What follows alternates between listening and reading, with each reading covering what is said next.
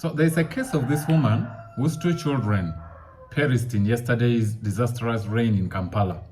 Report says that the woman had gone about work. She had gone to work, but as she was leaving home, she locks her two children in the house and she went away with the house locked with these two children in. And when rain came, remember she went when she did not know that rain was coming. The heavy rain was coming. So when rain came, she had gone to work and she was busy working. So the two children, I believe when they realized the floods were getting into the house, they attempted to escape, but they could not because the house was locked. Now, the woman was arrested after the police, of course, retrieving the bodies of these two children. Now, the woman is arrested because of negligence. The question is, how do you lock your children inside and you go away with the key? That is why she's arrested. But the general situation in Kampala is that the drainage system, the sewage system is so poor that whenever rain is exceedingly high, there is always cases of flooding. And it is even worse in the center of the city. It is even worse in the center of the city. Now, nothing seems to be happening about improving the drainage system. And there are leaders we have. And these leaders are not coming out to say anything, or they are not even being held accountable for the poor planning in Kampala, for the poor drainage in Kampala.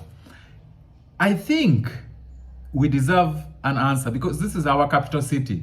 It's not about who stays in Kampala.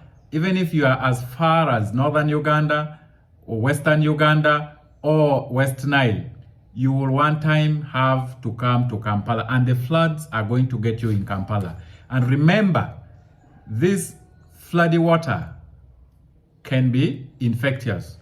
That when you're walking in the state and it is flooded, you step on those waters and you're going to get infections because this water is coming from different places. Before it floods, the sewage system must have busted and the infections can get into you and you walk away with sickness. That's why I say it is everybody's responsibility. The leaders who are not doing anything on it to improve the drainage system in Kampala must be held also accountable. Not only people who suffer the consequence of their poor planning, of their poor management. This is not only for Kampala.